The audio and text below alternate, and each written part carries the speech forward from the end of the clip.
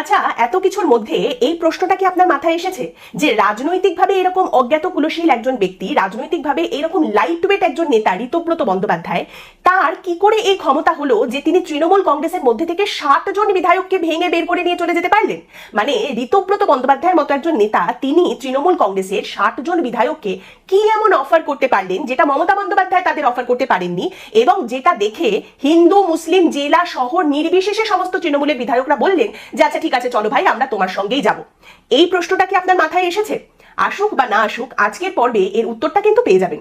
কিন্তু তার আগে একটা প্রশ্ন আপনাদের সামনে রাখি, কোনটা বেটার, কোনটা বেশি ভালো? দুটো অপশন আপনার সামনে রয়েছে। এক হচ্ছে যে তৃণমূল কংগ্রেস দলটা তো নিজে নিজেই শেষ হয়ে যাবে, এইটা ভেবে এইটা বলে চুপচাপ বসে থাকা এবং দেখা যে তৃণমূল কতদিনে শেষ হয়।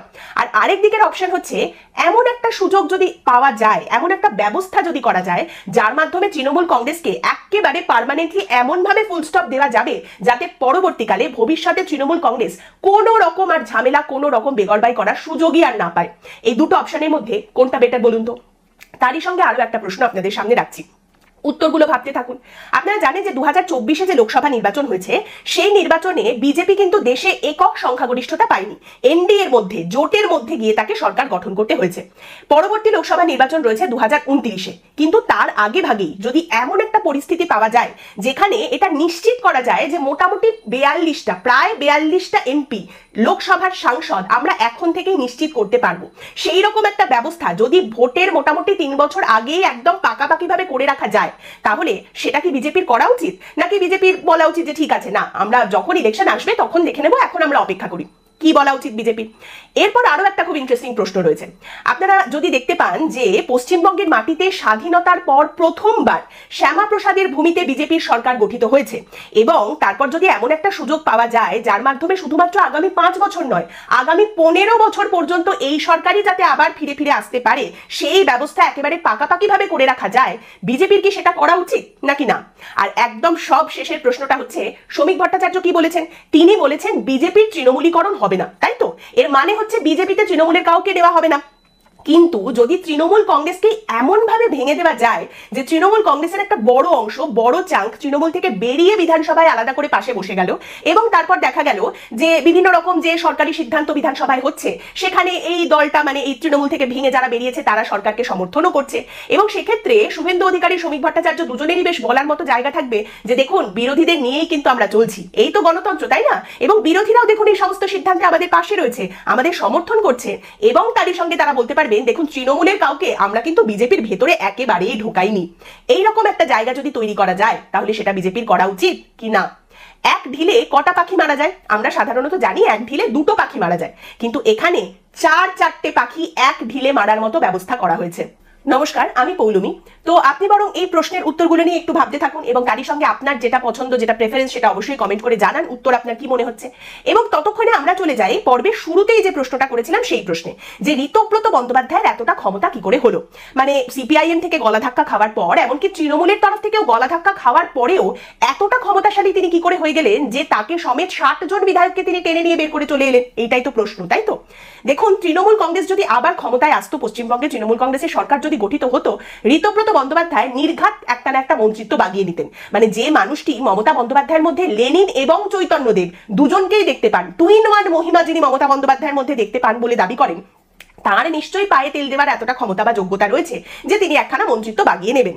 এবার কথাটা হচ্ছে যে সিপিআইএম এর সময় সিপিআইএম কে ভাঙিয়ে রাজ্যসভার সাংসদ হয়েছেন, তৃণমূলকে ভাঙিয়ে রাজ্যসভার সাংসদ হয়েছেন এমন একজন মানুষ যিনি আরজিকর দেখেও চুপ করে থেকেছেন, যিনি সন্দেশখালী দেখেও চুপ করে থেকেছেন, তারপর হঠাৎ একটা জাল সইয়ের অভিযোগ তার বিবেককে এইভাবে কাঁপিয়ে দিল? নাকি সেই মঞ্চের উপরে যে তাকে কবিতা বলতে থামিয়ে দেওয়া হয়েছিল সেই দুঃখই তাকে পেয়ে বসলো? কোনটা বলুন তো? আসলে দিল্লিতে অনেক রকম লাড্ডু পাওয়া যায়, আর সেই লাড্ডু খেতে জানতে হয়, সেই লাড্ডু খাওয়াও যায় আবার খাওয়ানোও যায়। শুধু আপনার দরকার এমন একজন পাওয়ার ব্রোকারকে যিনি আপনাকে সঠিক সময় সঠিক দরজার সামনে নিয়ে গিয়ে দাঁড় করিয়ে দেবেন। এবার এইখানে আইনত কারণে এরপর থেকে যা বলবো সবটাই স্পেকুলেটিভ, ঠিক আছে? এতদিনে তৃণমূল আমলে মোটামুটি এইটা তো শিক্ষা হয়েই গেছে, কেস খামারি থেকে বাঁচতে হবে। এখন তো কেন্দ্রে বিজেপি, রাজ্যে বিজেপি, তাই বলেই নিলাম আগে থেকে যে এবার যা বলবো সবটাই স্পেকুলেটিভ। তো তাহলে এইরকম একজন বাছাধনকে নিয়ে কি করা যেতে পারে? এমন একজন বাছাধন যিনি দলের ভেতরে অপ্রাসঙ্গিক, রাস্তায় অপ্রাসঙ্গিক, লড়াই করার সেইভাবে খুব একটা তাকে দেখতে পাওয়া যায় না লড়াই করতে, সাম্প্রতিক সেরকম কোনো উদাহরণ নেই, কাব্যি করে বেড়ায়, ভালো কথা টথা বলতে পারে, রাজ্যসভার সাংসদ হয়ে বসে থাকতে থাকতে লেজটাও মোটা হয়ে গেছে, এবং যে কোনো দিন কোনো না কোনো একটা কেসে তাকে ধরাও হতে পারে। তাহলে বাঁচা যায় কি করে? তাকে বুদ্ধি দেওয়া যেতে পারে যে তুমি একটা কাজ করো না, তুমি দলটাই ভেঙে দাও, তারপর সেই ভাঙা দলের বিরোধী দলনেতা হয়ে যাও।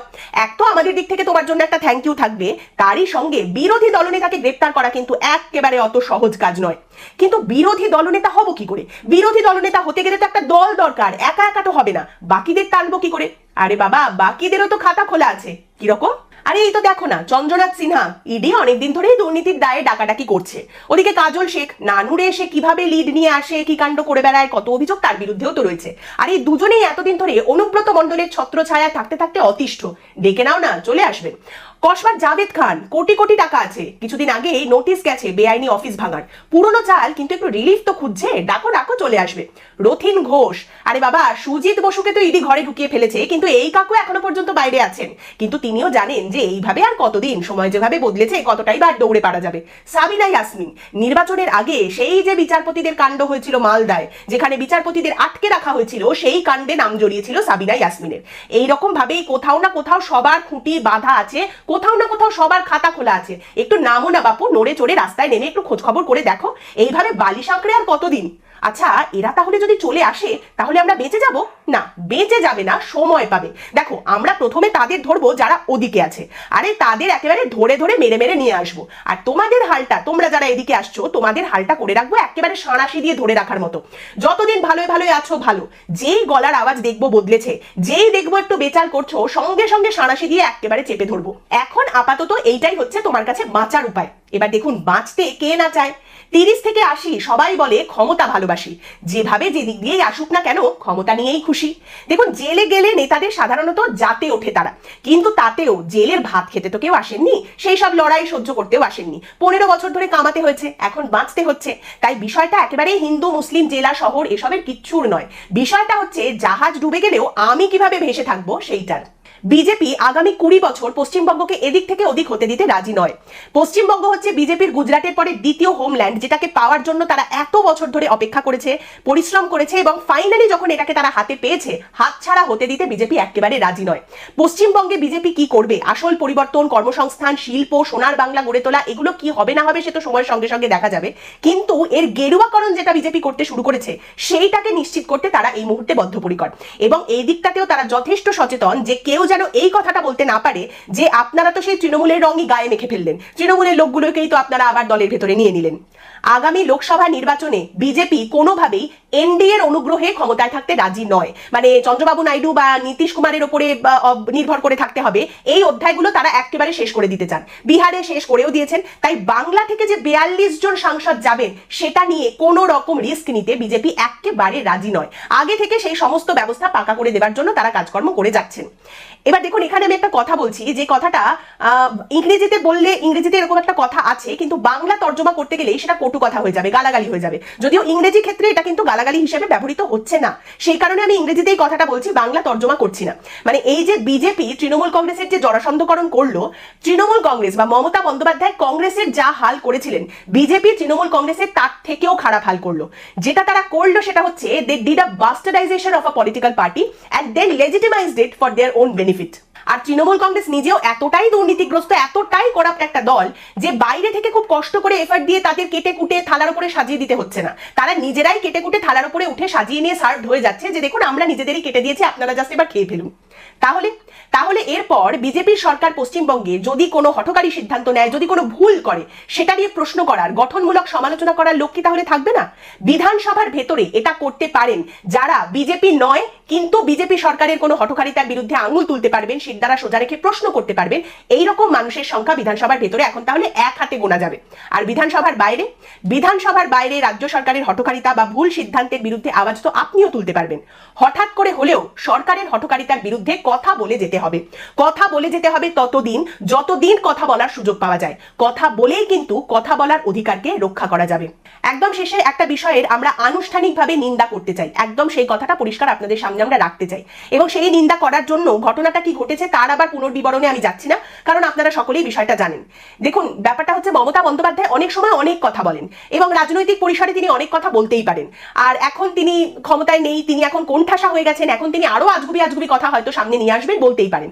কিন্তু সেইখানে দাঁড়িয়ে আমাদের দেশের সুরক্ষার জন্য সংবেদনশীল কোনো কথা আলটপকা রাজনৈতিক বক্তব্যের মধ্যে যদি তিনি নিয়ে আসেন, যেখানে আমাদের রাজ্যের সঙ্গে আমাদের পাশের দেশের সীমান্ত এলাকা রয়েছে এবং সেখানকার সুরক্ষা যথেষ্ট সংবেদনশীল, যথেষ্ট গুরুত্বপূর্ণ একটি বিষয়, তার দাবি অনুযায়ী তিনি যখন একটি রাজ্যের মুখ্যমন্ত্রী ছিলেন সেই সময় আমাদের দেশের দায়িত্বশীল স্বরাষ্ট্র মন্ত্রকের তরফ থেকে যদি তাকে কোনো রকম কোনো তথ্য দেওয়াও হয়ে থাকে, যে মুহূর্তে তিনি ক্ষমতা থেকে চলে গেছেন সঙ্গে সঙ্গে তিনি বিরোধী দলের নেত্রী হওয়ার সঙ্গে সঙ্গে অসংলগ্নভাবে রাজনৈতিক বক্তব্যের মধ্যে সেই সমস্ত কথাবার্তা যদি নিয়ে চলে আসেন, অত্যন্ত সংবেদনশীল দেশের সুরক্ষার বিষয় নিয়ে যদি তিনি আলটপকা মন্তব্য এভাবে করেন, তাহলে সেটাও কিন্তু রাজনৈতিকভাবে দেউলিয়া হয়ে যাওয়ারই একটা উদাহরণ। এই বিষয়টা নিয়ে স্বরাষ্ট্র মন্ত্রকের তরফ থেকে যদি ভবিষ্যতে কোনো পদক্ষেপ দেখতে পাওয়া না যায়, কোনো ব্যবস্থা গ্রহণ করা যদি না হয়, তাহলেই বরং আমি আরো আশ্চর্য হব। আজকের পর্ব আমি এখানেই শেষ করছি। আপনাদের মতামত অবশ্যই জানাবেন এবং অবশ্যই যে প্রশ্নগুলো করেছিলাম সেখানে আপনার প্রেফারেন্স কোনটা, আপনি কোনটা মনে করেন ঠিক বলে, সেটাও অবশ্যই জানাবেন। পরের দিন দেখা হবে অন্য একটি বিষয় নিয়ে আলোচনায়। ভালো থাকবেন।